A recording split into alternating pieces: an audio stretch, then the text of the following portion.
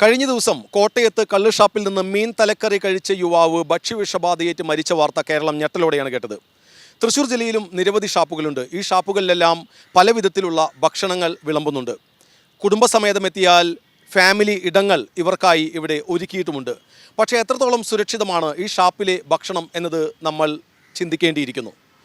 പല വിധത്തിലുള്ള ഭക്ഷണങ്ങളുണ്ട്. പ്രത്യേകിച്ച് മീൻ തലക്കറി ഉൾപ്പെടെ ഉള്ള ഭക്ഷണങ്ങൾ പലർക്കും ഷാപ്പുകറി വളരെയധികം ഇഷ്ടമാണ്. ഇപ്പോൾ ട്രോളിംഗ് നിരോധന സമയമാണ്. എന്നാൽ ഈ ട്രോളിംഗ് നിരോധന സമയത്തും വറ്റയും മോതയും ഓലക്കൊടിയനും ഉൾപ്പെടെയുള്ള വലിയ മീനുകൾ ഇപ്പോഴും വലിയ തോതിൽ ലഭ്യമാകുന്നുണ്ട് എന്നതാണ് വാസ്തവം. ഈ മീനുകളെല്ലാം എവിടെ നിന്ന് വരുന്നു? മറ്റൊന്ന്, ഈ ഷാപ്പുകളിൽ മീൻ തലക്കറി എന്ന് പറയുന്നത് തലേ ദിവസം വെച്ച് വെക്കുന്ന ഒരു പതിവുണ്ടത്രേ. മീന് രുചി കൂടാനാണ് ഇത് ചെയ്യുന്നത് എന്ന് പറയുന്നു. ഇങ്ങനെയൊക്കെ സാഹചര്യമുള്ളപ്പോൾ എത്രത്തോളം ഭക്ഷ്യസുരക്ഷാ വകുപ്പിൻ്റെ പരിശോധന നടക്കുന്നുണ്ട്? TCV കഴിഞ്ഞ ദിവസം ഒരു വാർത്ത നൽകിയിരുന്നു, ഷാപ്പുകളിൽ വ്യാപകമായി വ്യാജക്കള്ള് എത്തുന്നുണ്ട് എന്നുള്ളത്.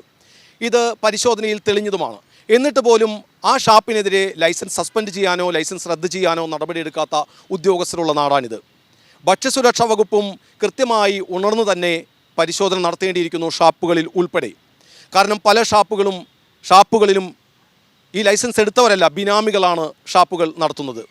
എത്രത്തോളം സുരക്ഷിതമായ, എത്രത്തോളം ശുചിത്വമുള്ള അന്തരീക്ഷത്തിലാണ് ഈ ഷാപ്പുകറികൾ വിളമ്പുന്നത് എന്നതുകൂടി പരിശോധിക്കണം. ഭക്ഷ്യസുരക്ഷാ വകുപ്പിൻ്റെ ലൈസൻസ് എടുക്കുന്നത് ഈ ഷാപ്പുകളിൽ നിർബന്ധമാണ്. പക്ഷേ എത്രത്തോളം ഷാപ്പുകളിൽ ഭക്ഷ്യസുരക്ഷാ വകുപ്പിൻ്റെ ലൈസൻസ് ഉണ്ട്?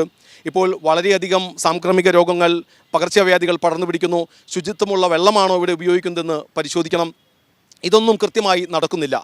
മരണമുണ്ടാകുമ്പോൾ അല്ലെങ്കിൽ ഭക്ഷ്യവിഷബാധയുണ്ടാകുമ്പോൾ മാത്രമാണ് പലപ്പോഴും ഭക്ഷ്യസുരക്ഷാ ഉദ്യോഗസ്ഥരും മറ്റ് അധികൃതരും ഉണരുന്നത്.